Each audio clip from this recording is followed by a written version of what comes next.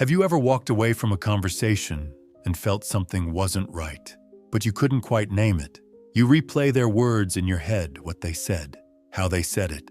You wonder if you overreacted. You wonder if you're being too sensitive. But deep down, something feels off. Like you were nudged into saying yes when you wanted to say no. Like your kindness was quietly twisted into a weapon you didn't see coming. It happens more than we realize. And it happens more often as we get older, because people, sometimes even the ones we love, assume that aging makes us more pliable, that we're less likely to challenge, that we'll go along to keep the peace. They count on our gentleness, they lean on our silence, and before we know it, we're giving away pieces of ourselves just to avoid being called difficult. But here's what I want you to know, right from the beginning. Being kind is not the same as being available for manipulation. You can love deeply and still say no. You can be generous and still set limits. You can be wise and warm and still hold your ground. Let me tell you about Frank.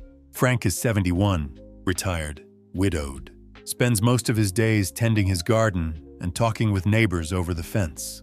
His daughter, Angela, is a single mom with 2 kids. He loves her, loves his grandkids even more.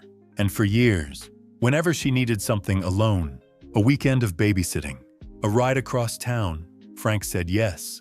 At first, it felt good, needed, useful, but over time, the requests became expectations. She'd drop the kids off without asking. She'd borrow money without explaining. And when Frank finally asked, "Do you really need this right now?" she replied, "Dad, you always help me. Why are you making it difficult?" And that word difficult stung. Because that's not who Frank believed he was. He'd spent his whole life trying to be helpful, dependable, easy to be around. But that night, sitting at the kitchen table with his checkbook open, something shifted. He realized he wasn't being helpful anymore. He was being used. And it wasn't just about the money. It was about being made to feel guilty for asking questions. It was about being pressured to say yes, even when he felt uncertain. It was about being manipulated. Not with cruelty, but with familiarity. That's when Frank started practicing something new. The next time Angela asked him for something that didn't feel right, he took a breath and said, "I'll need some time to think about that." It was just one sentence. Soft, clear, but it changed the tone completely. Because in that moment, Frank reclaimed something powerful, his right to pause, to reflect, to not be rushed or guilted. That phrase, "I'll need some time to think about," that became his shield. It wasn't confrontational, but it broke the pattern of automatic compliance. And suddenly, the dance of manipulation had a new step. You see, we're not often taught how to defend ourselves without raising our voice. Especially in our later years, we're told to be agreeable, to stay quiet, to not rock the boat. But there comes a time, especially after 60, when protecting your peace becomes non-negotiable. That's what Chloe had to learn.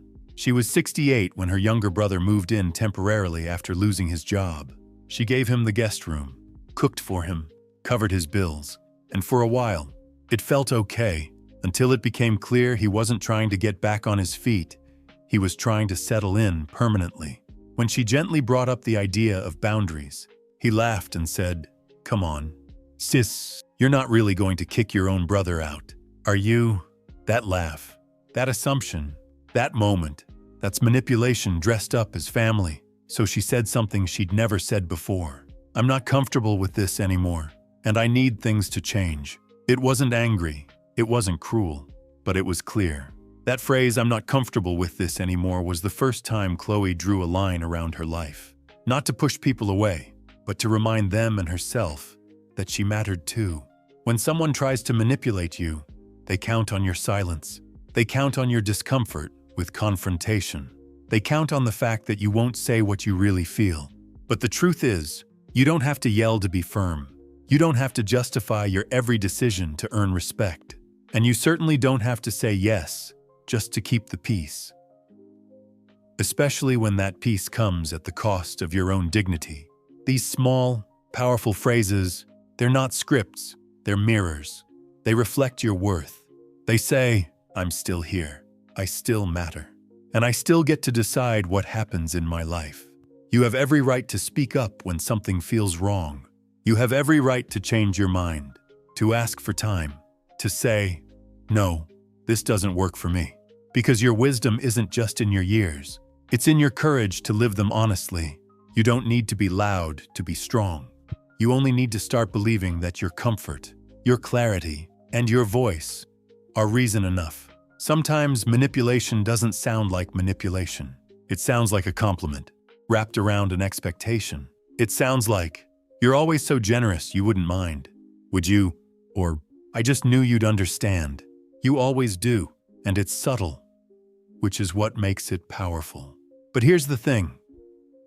No one tells you just because something is said in a soft voice doesn't mean it carries kind intentions. And just because you're older doesn't mean you're obligated to say yes out of politeness. This is where quiet strength becomes essential. Let me tell you about Emily. Emily is 69, retired from teaching, lives alone with her cat, and a shelf full of mystery novels.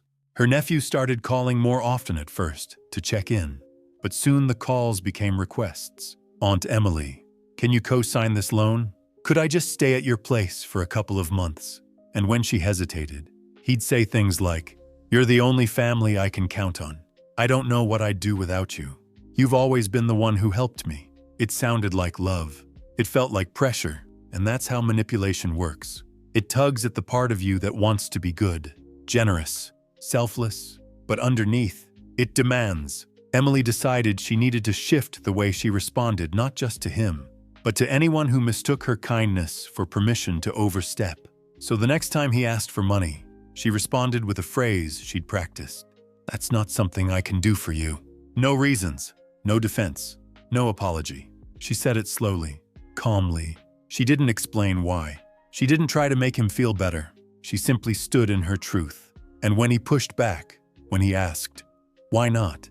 with a wounded tone, she added another line she'd been holding close. "I'm making decisions that are right for me now."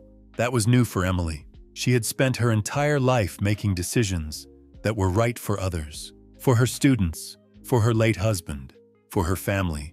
But now, she was reclaiming something she hadn't touched in decades, her own center. And you could feel the difference in her posture, in her voice, in the peace that followed. That's what these phrases do. They aren't magical, but they are transformational, because they say, "I see the pattern, and I choose a different path." They say, "I will not be drawn into guilt when my soul needs boundaries." And boundaries are not selfish. They are sacred. That's something Margaret came to understand late in life. Margaret, a 75-year-old widow, had always been a people-pleaser. It started when she was young, trying to keep peace between feuding parents. Later, it became second nature in her marriage, and even now, with her grown children, she found herself bending, agreeing, avoiding conflict. Her daughter, Grace, had a habit of using tears like currency. Every time Margaret set a limit, whether it was about money, time, or simply not wanting to discuss certain topics, Grace would cry, "I just wish you cared more. I guess I'm just too much for you." And Margaret would fold, until one day, she didn't. That morning, Grace began crying again, after Margaret had politely said she wouldn't be available to watch the kids that weekend. And instead of softening in fear, Margaret said calmly, "I understand that you're upset, but I'm still choosing what's best for me." That one sentence changed everything. Not because it fixed the relationship overnight, but because it realigned the energy. Margaret was no longer reacting to her daughter's emotions. She was honoring her own. And the shift wasn't just in how Grace responded. It was in how Margaret felt. Lighter, clearer, stronger, because that's the gift of emotional clarity. It doesn't require anyone else to change. It simply invites you to show up differently.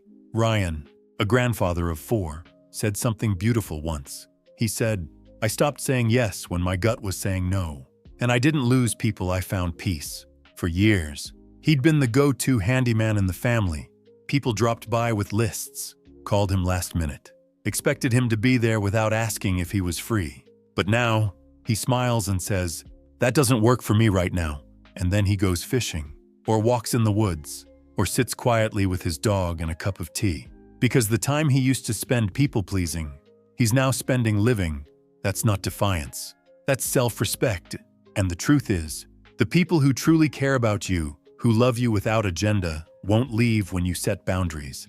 They'll adjust, maybe slowly, maybe with confusion at first, but they will learn. And if someone leaves when you stop being easy to use, they were never loving the real you to begin with. You are not here to be used. You are not here to be guilted into service. You are here to live, fully, softly, boldly, even in silence. And the moment you begin speaking with clarity, not with anger, but with calm certainty, you'll feel something shift. Not just in them, in you, because you are no longer trying to earn your right to say no. You are simply living from the truth that you already have it. There's something profound that happens when you start speaking your truth, not loudly, not to prove anything, but simply because you no longer want to live in quiet discomfort. At first, it feels foreign. You might feel your voice tremble a little, your heart beat faster. That's okay. That's what it feels like when your soul remembers how to stand.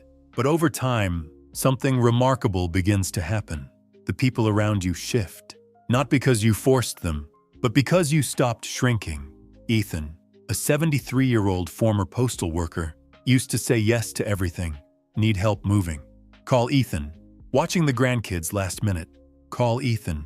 Fixing the fence. Painting the porch. Driving someone to the airport always. Always Ethan.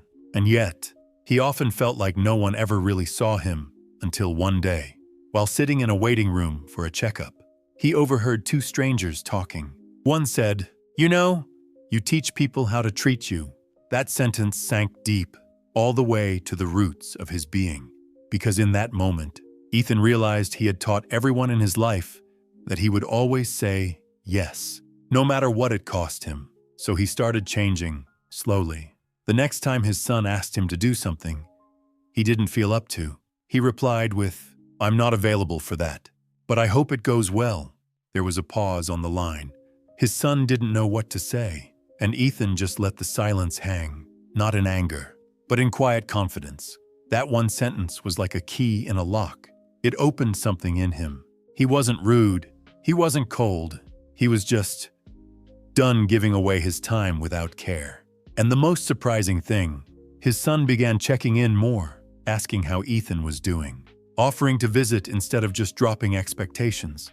Because once you reclaim your energy, people begin to meet you where you are, instead of where they need you to be. This is how you stop being someone's solution and start being seen as a person again. It doesn't happen with confrontation. It happens with consistency. Sophie, a 70-year-old grandmother of 6, had always played the role of the peacekeeper. She'd stay quiet during arguments, absorb blame she didn't deserve, and bend her preferences to keep everyone comfortable. One day, during a tense family conversation about money, her son-in-law made a snide comment. "Well, Sophie won't mind. She always goes along with whatever we decide." Everyone laughed, including her daughter. But Sophie didn't. She looked up, calm and clear-eyed, and said, "I may have stayed quiet before, but that doesn't mean I agreed." The room fell still. That was the first time Sophie had named her silence, and in doing so, she stepped out of the role they had written for her and reclaimed her own. Later that night, her daughter called, not to apologize immediately, but to ask questions, to listen. You see, people can't respond to a version of you they've never met.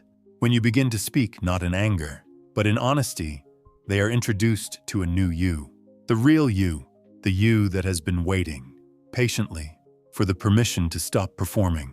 That's when healing begins. Not because everyone suddenly behaves better, but because you are no longer dependent on their behavior to feel whole. Chloe, the soft-spoken woman with the garden full of roses, started carrying a small phrase with her everywhere she went. "I need to think about that and get back to you." She used it when friends pressured her into social plans she didn't feel up to. She used it when her son pushed her for decisions on the spot. She even used it with herself when guilt whispered, "You should do more," she answered. "I'll sit with that." This one phrase gave her space, and in that space, she began to breathe again, because manipulation thrives in urgency. When people want you to act quickly, without time to feel or think, they are often seeking control, not connection. But when you slow down, you change the rhythm. And when you change the rhythm, you change the power. It's not about control, it's about balance. It's about saying, My time matters. My feelings matter. My needs matter. And you don't need to say it with force. You only need to say it often enough that you start to believe it again yourself. When you begin to protect your peace with clarity, you stop feeling guilty for things that are not yours to carry. And you start to notice something strange and beautiful. You feel lighter, because the weight of other people's expectations once set down does not belong to you anymore. You laugh more.